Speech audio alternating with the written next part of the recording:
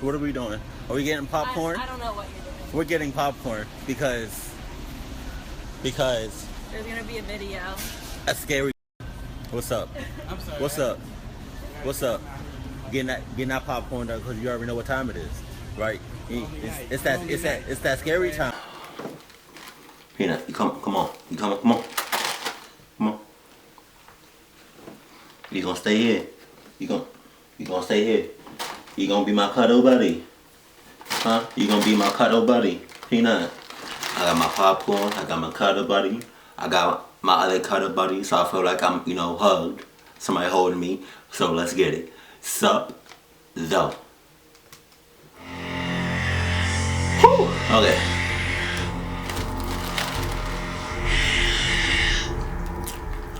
A few years ago, something very weird happened with my best friend and I. Right. I was 15 years old. One night I decided to sleep over at my friend's house.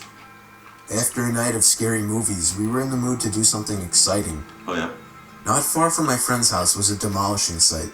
A block of houses in a very terrible state that would be demolished the day after tomorrow. The local government would demolish them to make room for new houses.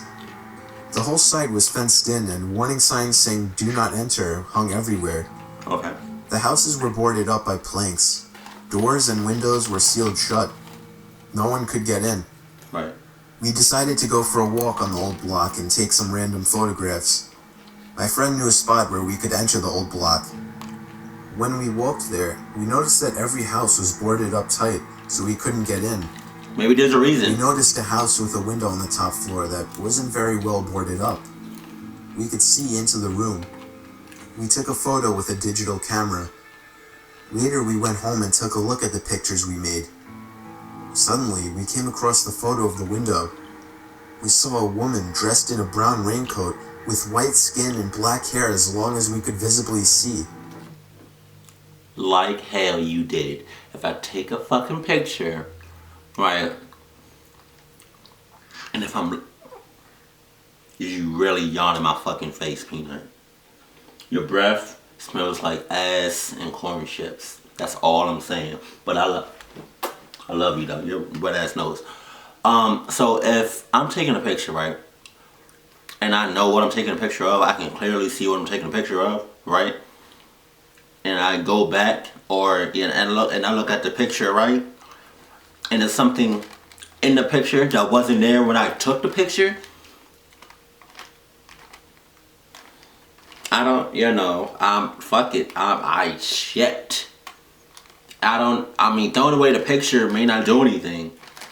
If you take a picture, right, let's say, right, somebody took a screenshot of Peanut. Somebody took a screenshot of this. Right. And there's a fucking ghost or something in the background over there. Bruh. I'm not, nope. Hell no. The woman looks very sad. We hadn't seen any woman up there when we took the picture. Moreover, the windows and doors were boarded. We went back to the house to see if that was correct. After investigation, it really was. Everything was tied shut, and there was no woman. That's that fucking shit, bruh. This story isn't mine. Oh my god. First of all, it's late at night. Right? So, sorry. I'm already twice as scared as I would be during the daytime watching this. So that eyeball oh, it just gave me the fucking chills. It scared the shit out of me. My heart literally dropped to my balls. Like I can feel them. Like they're right in between. Maybe that's too vivid of a description, so I'm gonna just stop talking. But that eyeball did scare me. Father of my friend from Japan. I'll call him Rita. It happened back when Rita was only about 11 or 12 years old. Rita was a rather attractive kid and had his fair share of admirers. One girl was extreme with her crush though. I'll call her Ayano. Ayano was a lot older than Rita. She was 17. She was an acquaintance of Rita and lived down the road from him. Okay. Rita hadn't thought much of her until she started stalking him. Every day and every night, she would be following him one way or another, whether it be in person or online. Rita first started getting the creeps when she would start messaging him over 20 times a day. Stuff like, be safe, are you alright, sleep well, etc. This was a little weird, but he overlooked it. Then the messages started getting creepier. Instead of the usual checkup emails, they got more personal.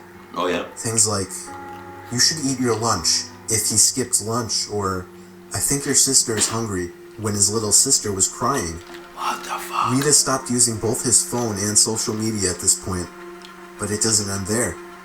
Rita's mother was almost never home, so he was frequently looked after by babysitters. Wow. One day, he had a new babysitter. It was Ayano. Nothing was particularly strange as she looked after him and his siblings, but she did get a lot closer to his mother than he would like. One day at school, Ayano approached Rita and told him that his mother would be out of the country for a week, and that she told her to let Rita stay at her house. Rita was hesitant at first, but hey, it was his mother's wish. He couldn't go against that. Ayano told him that his mother had already left, so he could go home with her after school that day. Okay. Rita reluctantly agreed and went home with her. When he got there, her parents weren't home.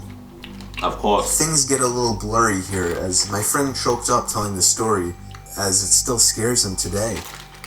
He said Ayano would play weird games with him, stuff like Family, where she insisted she was the wife and he was the husband, The fuck? as well as things like Cops and Robbers, and games to see who would get scared first, where she would blindfold him and leave him in a silent room for hours on end. Wow. It was 5 days into staying at her house, and Ayano had gone to her part-time job. No. She had left the doors locked and the windows were too high to jump from, so he just stayed in front of the TV, where he saw a chilling news report. It was a missing child report, the missing child being him. Before he had the time to catch the number to call, the TV switched off, and Ayano was standing behind him with the remote in her hand. Rita had freaked out, crying and screaming. Ayano held him, but he managed to wiggle from her grasp just in time to open a window and cry for help. Yeah, wiggle. Luckily for him, a couple were walking past, heard his cries and called the police. Within an hour, police arrived and found him locked in her bedroom with a blindfold and his hands tied. Due to Ayano still being a minor, Rita is unsure of what happened to her. He says he only remembers the police taking her away while his mother was hugging him. He moved to Australia after this and hasn't seen his kidnapper since, but he still cowers at the sound of her name. I would too. Fucking stalker bitch. About 5 years ago, I lived downtown in a major city in the US. I've always been a night person, so I would often find myself bored after my roommate, who was decidedly not a night person, went to sleep. To pass the time, I used to go for long walks and spend the time thinking. I spent 4 years like that, walking alone at night, and never once had a reason to feel afraid. I always used to joke with my roommates that even the drug dealers in the city were polite. But all that changed in just a few minutes of one evening. It was a Wednesday, somewhere between 1 and 2 in the morning. And I was walking near a police-patrolled park quite a ways from my apartment. It was a quiet night, even for a weeknight, with very little traffic and almost no one on foot. The park, as it was most nights, was completely empty. I went down a short side street in order to loop back down my apartment when I first noticed him. At the far end of the street, on my side, was the silhouette of a man dancing. It was a strange dance, similar to a waltz, but he finished each box with an odd forward stride. I guess you could say he was dance walking, headed straight for me. Deciding he was probably drunk, I stepped as close as I could to the road to give him the majority of the sidewalk to pass me. You know what I would have done in that fucking situation? I just seen a random dude just dancing towards me. Right, I don't know him at all. It's about 1 o'clock, 2 o'clock in the morning. I would have just played along, but I would have just like, you know, I would have just danced away from him. Like, hey, what's going on? No, fuck you. I'm gone. You creepy ass. Nope. Nope. I'm just let me just go over here for a second and just book it and just haul ass. I'm running like shit. Right? Once I shimmy, you know, I get enough distance from him, I'm hauling ass. I'm kicking rocks. I'm dusting. Fuck. The closer he got, the more I realized how gracefully he was moving. He was very tall and lanky and wearing an old suit. He danced closer still until I could make out his face. His eyes were open wide and wild, head tilted back slightly, looking off at the sky. His mouth was formed in a painfully wide cartoon of a smile. Between the eyes and the smile, I decided to cross the street before he danced any closer. I took my eyes off of him to cross the empty street. As I reached the other side, I glanced back, and then stopped dead in my tracks. He had stopped dancing and was standing with one foot in the street, perfectly parallel to me. Fucking... He was facing me, but still looking skyward, smile still wide on his lips. I was completely and utterly unnerved by this. I started walking again, but kept my eyes on the man. He didn't move. Once I had put about half a block between us, I turned away from him for a moment to watch the sidewalk in front of me. No. The street and sidewalk ahead of me were completely empty. Okay. Still unnerved, I looked back to where he had been standing to find him gone. I fucking knew it. For the briefest of moments, I felt relieved, until I noticed him. He had crossed the street and was now slightly crouched down. I couldn't tell for sure due to the distance and the shadows, but I was certain he was facing me. I had looked away from him for no more than 10 seconds, so it was clear that he had moved fast. I was so shocked and I stood there for some time, staring at him, and then he started moving toward me again. He took giant, exaggerated, tiptoed steps, as if he were a cartoon character sneaking up on someone. Except he was moving very, very quickly. I'd like to say at this point that I ran away or pulled out my pepper spray or cell phone or anything at all, but I didn't. I just stood there, completely frozen, as the smiling man crept toward me. Frozen my ass. You're fucking playing. You're starting to piss me off. That whoever you are. What you mean you froze? What you mean you froze? Why do people insist on playing with their life? Huh? Peanut, what you looking at? Huh, you want popcorn? You want popcorn?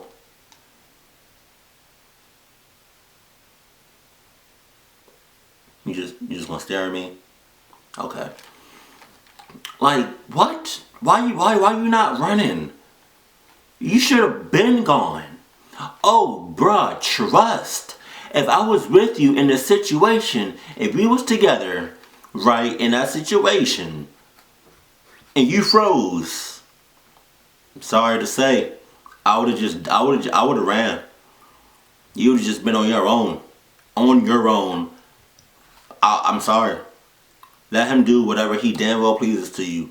That's your fault. How the fuck you freeze? Huh? Answer me that. Peanut. For real. For real. You wanna come up? Nope. And then he stopped again, about a car length away from me, still smiling his smile, still looking to the sky. When I finally found my voice, I blurted out the first thing that came to mind. What I meant to ask was, "What the fuck do you want?" in an angry, commanding tone. What came out was a whimper. Don't talk to him. What the fuck? Regardless of whether or not humans can smell fear, they can certainly hear it. I heard it in my own voice. That only made me more afraid. But he didn't react to it at all. He just stood there, smiling. And then, after what felt like forever, he turned around, very slowly, and started dance-walking away. What? Just like that. Not wanting to turn my back to him again, I just watched him go, until he was far enough away to almost be out of sight. And then I realized something. What? He wasn't moving away anymore, nor was he dancing. I watched in horror as the distant shape of him got bigger and bigger. He was coming back my way. He was coming back my way, and this time he was running. I ran too. I ran until I was off the side road and back onto a better lit road with sparse traffic. Looking behind me then, he was nowhere to be found. The rest of my way home, I kept glancing over my shoulder, always expecting to see his stupid smile, but he was never there. I lived in that city for 6 months after that, and I never went out for another walk. There was something about his face that always haunted me. No shit. He didn't look drunk. He didn't look high. He looked completely and utterly insane. And that's a very, very scary thing to see. Let me tell y'all where he fucked up, this dude that got scared. Although he may be gone, he still knows what you look like. I just want to point it out there. He still knows what you look like. I'm just saying. He knows what you look like from hair down to your toenails. You fucked up. You fucked up.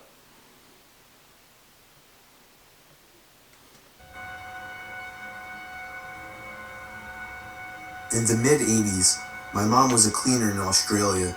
She would clean houses in suburban areas and would sometimes do houses in rural... I'm sorry. Them skeletons in the corner scared the shit out of me. Did y'all see me jump? I was like... okay. Or wine regions. What's up? She would leave business cards at the local shops and got most of her business this way, and some through referrals and word of mouth. One day she got a call from a lady who sounded like she was around 60, asking Mom to clean her old farmhouse. She made a lot of odd demands, and Mom would usually meet clients before taking on new business. In this case, the lady did not want to meet my mom and said she would leave the keys under the front doormat. Mom agreed, mainly because the lady was quite obviously wealthy and was offering to pay Mom substantially more than she would reasonably expect. Mom went to the house on a Monday morning and said she already felt unnerved by the long driveway. The house was essentially in the middle of a very large and very empty property. She found the keys and started cleaning. About an hour into the clean, she hears the back door shut. Mom was told no one would be at the house, so she immediately felt unsafe. She stood frozen in the kitchen for what she said felt like 3 or 4 minutes, although she said it could have been much longer. There was no other car on the property. She wanted to leave immediately, but had 2 rooms left to do. Both were bedrooms.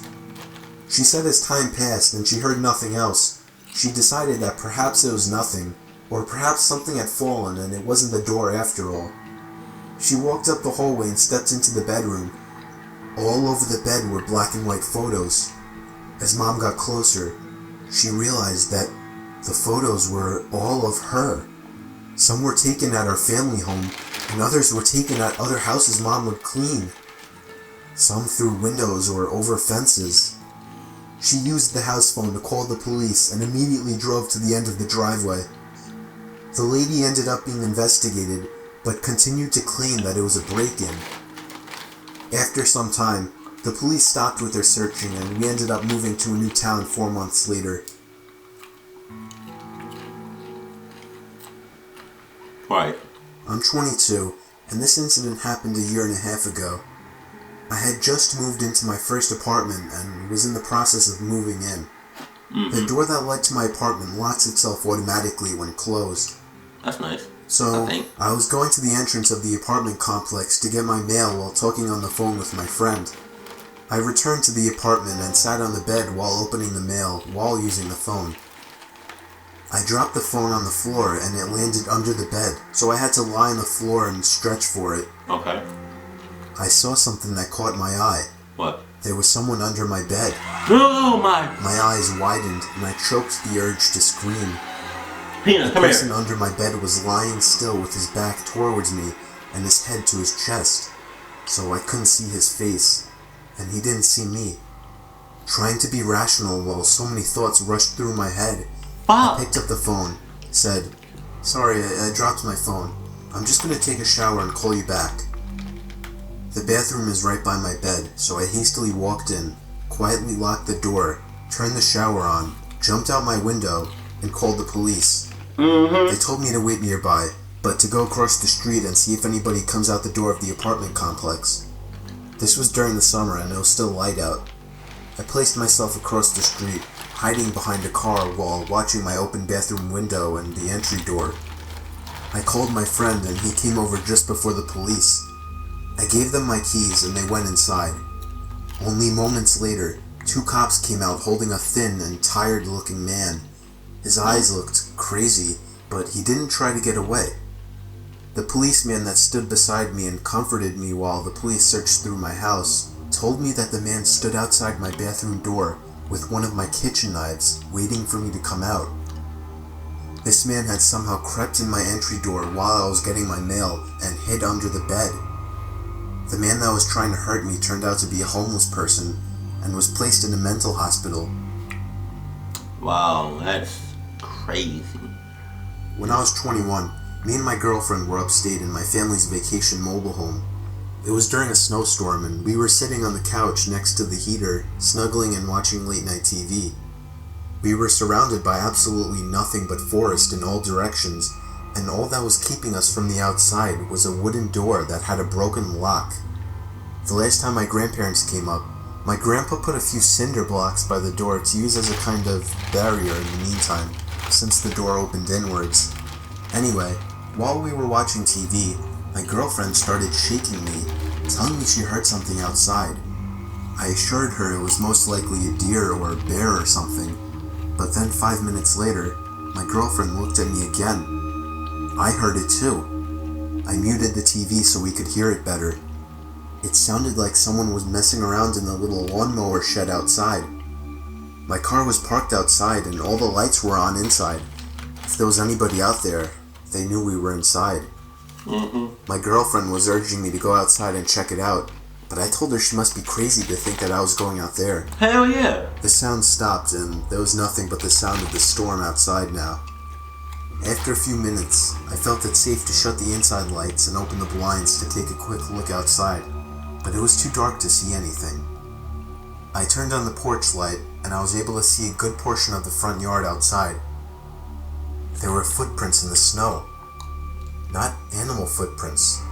They were clearly shoe prints, and they were headed in the direction of the backyard. Right. I went to open the curtains to the backyard window, and when I did, I felt the urge to scream, but my girlfriend did instead. Even though there were no lights in the backyard, we could see a man dressed in all black and wearing a vendetta mask facing the window. I immediately shut the blinds and told my girlfriend to go hide in the bedroom, while I grabbed my grandpa's hunting rifle out of the closet. I pushed the cinder blocks and a bunch of other heavy objects in front of the door as a barricade, shut all the blinds and lights, and went to hide with my girlfriend in the corner of the bedroom. There was a bang at the front door. Oh shit. He was trying to bust open the door. I don't even think he tried the knob, but it didn't matter either way. After a few futile bangs to the door, it seems the man finally gave up. I stayed up that whole night with the gun by my side while my girlfriend slept. We packed and left first thing in the morning, but the scary thing, there was a fresh set of footprints leading from the front yard window out into the woods. I haven't been up there since, but my grandparents have, and they said that there was no sign of a break-in or anything missing. I don't plan on ever going back up there. Oh, yeah. Oh, yeah. For real. Back when my grandma was still alive, I would always walk down the block to her house every day to help with various chores. There was this one day that I walked over to her house the same time I always did, and decided to let myself in. I was surprised she left the door unlocked. She was a very paranoid old lady and normally kept everything locked. She fucking up. I saw her bedroom door was opened upstairs, and I heard her opening and closing drawers and cabinets. Okay. I walked upstairs calling Grandma, and as I was about 5 feet from the door, she slammed her bedroom door shut. I knocked, asking if everything was alright, and at that moment my cell phone began to ring. It was my grandma's phone number. I was so confused, but I picked up the phone anyway. My grandma was on the other end, telling me not to come over that day, as she was walking over to her seniors club. I felt my heart skip a beat as she told me this. I hung up the phone before she could say anything else, remaining silent. I knew exactly what was going on. I played dumb and said, "Grandma, I'll be downstairs," and made my way to my grandma's kitchen to grab a knife and dial 911. It remained silent in the bedroom after what happened. The police arrived and burst into the bedroom, and the loud and sudden bang of a gunshot caught me off guard. When the paramedics arrived and wheeled out the intruder, I recognized the man's face. It was my grandma's next-door neighbor. Oh. Apparently, he saw that my grandmother had left the house and broke in to look for jewelry. And when the police broke into the bedroom, they found the man hiding next to the door with a large knife in hand. If I had walked into that bedroom, I would have been as good as dead. Oh, it would have been a wrap. Can't trust your neighbors. None of them. The most haunting memory of my life. Me and my wife were getting home from dinner out, and as soon as we stepped out of the car, we noticed that our front door to our house was open. Right. I told my wife to wait outside while I ran inside and ran straight up to our bedroom, where I hid the shotgun. I loaded the gun and scanned every single room upstairs. There was no sign of anybody. I made my way down to scanning the main floor, followed by the basement. There was no sign of anybody, and there was nothing missing or moved. I called the cops, and when they arrived, I told them what happened, and they began to investigate some rooms upstairs, followed by the basement. Nothing was turned up. They made a case of asking us if we were positive that we shut the door when we left. I myself was starting to have doubts, not completely sure if I had, but my wife remained confident that we had shut the door. The police seemed sure that if somebody had broken in, they didn't stick around long, as there didn't seem to be any signs of burglary. My wife was worried sick, crying that she wasn't comfortable being in the house. I comforted her the best I could, assuring her that whoever broke in the house left in a hurry. I finally fell asleep after hours of rolling around in the bed, but my sleep was immediately cut short by the disturbing scream of my wife. I looked at her, and she was staring intently in the direction of the closet. It hit me like a bullet just then. I had forgotten to check the second closet. I looked over and saw for the briefest second a man poking his head out of the closet before closing the closet door. Within 5 seconds, I had the shotgun loaded in hand and cocked it back to let the intruder know that I was armed. I screamed for him to come out, and just like that, the closet door opened, but instead of showing submission, he made a mad dash for the front door of the house. I could have shot him, but I didn't have it in me. The fuck? He was never caught. He got away with it scot-free. I think having that gun saved us from a terrible fate. About a year ago, while still living under my parents' roof, I started experiencing some weird occurrences in my house, Right. specifically my bedroom. While I was laying awake in my bed one late night, I heard a creaking sound coming from across the bedroom. No, you didn't. No, you didn't. No, you didn't. My closet door had somehow been opened. When I got up to check it, I subconsciously checked for anybody inside my closet, No, you even didn't. though I was 26 years old. Of course there was nobody inside, so I shut the door and went back to bed. Later that same night, I would hear rumbly, rattling noises coming from up above the ceiling. It sounded like something in the air ducts. It was a very strange sound. I really had no idea what to think about it, but as soon as it stopped, I kind of forgot about it quickly and fell asleep. In the morning, I did tell my dad about sounds in the attic the previous night, but annoyingly, he didn't seem too interested, or he just didn't take me very seriously. That night, I again lay in my bed awake, reflecting on life, when yet again, the slow creak of the closet door creeping open broke the silence. Oh. Bitch. This time, I felt genuinely afraid. I knew the door was completely shut. It would take somebody twisting the doorknob for it to be able to push open. This time I took an extra careful look inside the closet for anybody, even though it wasn't a big closet and there really wasn't anywhere somebody could hide. I rationalized it as being a broken doorknob or something. And that same night, I again heard the rattling sounds coming from above the ceiling. It was exactly what happened the previous night. The next morning I convinced my dad to take a look at my closet door, but he quickly determined that the door was fine. When it was closed, he pulled on it, and it showed no signs of coming off the latch. Of course, he suggested that I was simply leaving the door unlatched, but I knew I wasn't. That night, I sat up, waiting for it to happen again, and right on cue, the closet door creaked open. I waited for the sounds above the ceiling, but there was just a long silence. I turned on my lamp and looked up to the air vents in my room, and I screamed at the top of my lungs. I could distinctly see two wide-open eyes peering through the vents at me. My parents barged into my room asking if I had gone insane. I explained everything, and they looked at each other like I had completely lost it. Not surprisingly, they dismissed it as a dream or the fact that I was too tired and was seeing things. They even began to lecture me about staying up too late. No! Your parents suck!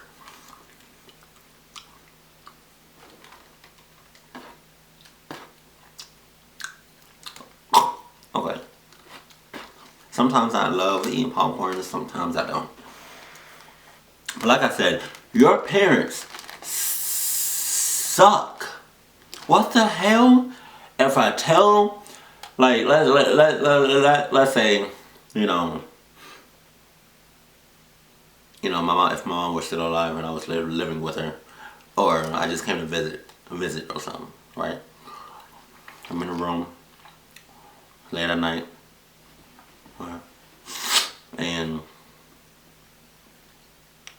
I just so happen to see, like in a closet or an event, or outside of my window or something, I just see two big ass eyes. And I know I'm looking at some eyeballs, eye sockets, right? And I'm looking at them for like a good 5-6 seconds, 5-6 long seconds. And I tell you, bruh, my mom better believe me, cause I don't like that. What? If my son ever came to me like that, I'm going to believe him. Point blank, period. I'll be like, hey son, oh word, you seen a pair of eyes in your closet? For real. No bullshit. Alright, it's time to go. I'm not checking shit out. Let's go. Pack the bags, pack everything. Right? Come on. Let's go. We moving out of here. Come on, I'm not checking nothing out. You better not check nothing out either. Alright? You're a bitch. Just like me. Oh shit. But yeah, wow. How do your parents not believe you right off the bat? To this day, I know I hadn't imagined it. It was too real. And the closet opening routinely? I know for a fact that wasn't in my imagination. I have never been a believer in the paranormal, but I still have absolutely no other explanation for those 3 nights. Oh fuck. Oh, come on. I live in the Poconos with my wife and kids. There's a small lake about a 1/4 mile away from our backyard. I commonly take my kids down there to go swimming. Up until last week, that is. Now, I'm never letting them go down there again. Why? I haven't told anyone about this in fear of sounding crazy. It was last Saturday. We went over to the lake and set up our chairs on the sand. It's like a little private beach in our own backyard. It's been amazing. Me and my wife sat in our beach chairs enjoying the sun while our kids were splashing around in the water. I always tell them not to go too deep. They're still young, 6 and 8.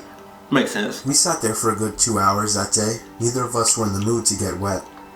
Eventually, my wife got tired and decided to walk back home. I agreed to stay with the kids a little while longer, as they were somehow still having so much fun playing in the sand and water. The sun was setting at this point, and I was getting tired. They were going a little too deep, so I called at them to come back closer to the shore. Right. They couldn't hear me apparently, so I stood up and got closer. Before I could call them again, I noticed something in the water. What? It looked like a black, roundish object, and it was moving closer to my kids. I ran into the water closer to my kids, calling them to come out. When they got close enough, I dragged them out myself. When I turned back to the water, the object was gone. Shit just got real. My kids were confused as hell. I didn't know what to tell them, so I just told them it was time to go home. We packed up and walked back to the house, but I wasn't happy when I got home. Right. I was uncomfortable with what I just saw. That thing looked like no sea creature known to man. Dinner was waiting for us when we got home. I ate really slow, thinking about the object in the water and whether or not to tell my wife. My wife asked me what's wrong. She noticed that I was eating slow. I decided not to tell her right then. After dinner, I took a flashlight with me and walked back down to the lake. By then, it was already dark out. I got to the lake, but to be honest, I didn't even know what I was expecting to find. I shined the flashlight all around the surface of the water, searching for the black object. And just then, I heard a large splash come from somewhere in the lake. The kind of splash of something emerging out of the water. I thought it might be some kind of animal in the lake. I shined the light all over the place, searching for the source of the sound. And then I found it. And I realized I was dead wrong. There was a silhouette of a humanoid figure with long black hair covering its whole face. It just stood there, facing me, but not staring at me. Fucking grudge. Not that I could tell. Or the ring. I dropped the flashlight in horror and sprinted all the way back up to my house, slamming the door shut behind me. I haven't told anybody about this. What kills me is that lake is only a quarter mile away from my house. And for all I know, that thing could be watching me through my window right now as I write this. It's time for you to move, partner. You bullshitting. Really hope you're not staying.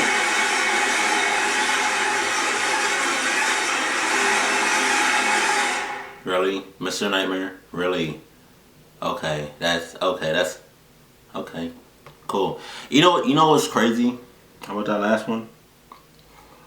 Some of y'all know this, some of y'all may not. There's a lake right there. Like, I can literally walk about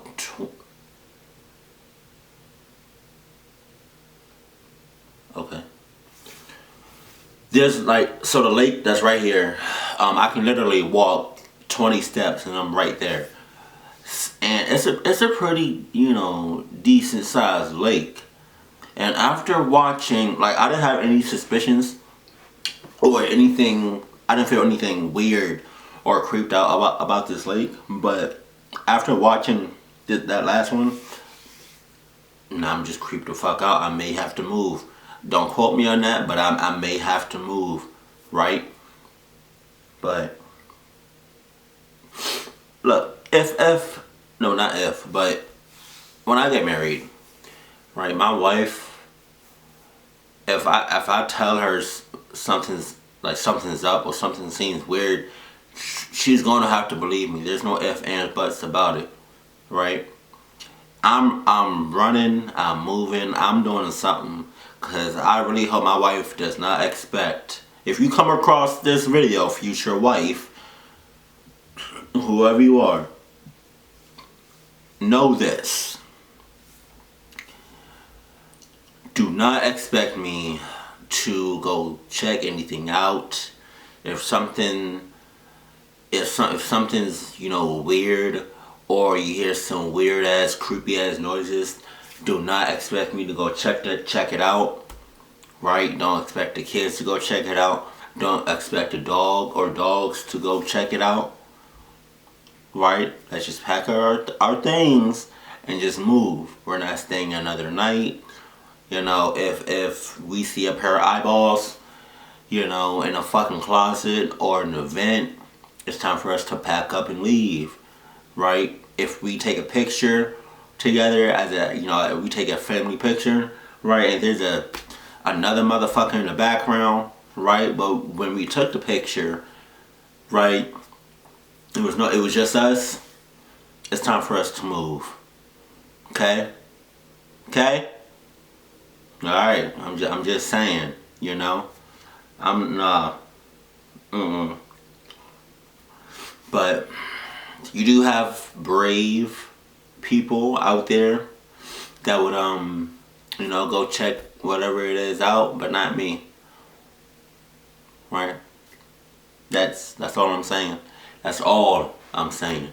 But surprisingly, this video didn't seem that long, even though it was a 30-minute video. But it didn't seem that long. But I think that just goes to show you that Mr. Nightmare makes some great, good videos. Awesome videos. Very entertaining videos. So, you know, damn, that 30 minutes felt like 10 minutes, to be honest. But yeah, just letting y'all know that I'm not checking shit out. That's, you know, hey. But I had to put this popcorn. It's not that bad. Chess, she wasn't lying. That employee at Harris Teeter wasn't just talking bullshit. It's pretty good. I taste the salt, I taste the seasonings, right? I taste the butter. It's just a hint of salt, but I can taste it though. But yeah, and it takes like 2 minutes, 2.5 minutes to make. Not bad. But hey, I really hope you all enjoyed the video. I really hope you all had snacks or a cuddle buddy, or if you didn't, I'm sorry, maybe next time, huh? But hey, as always, keep it cool, keep it classy, and I love you. Stay happy, my family.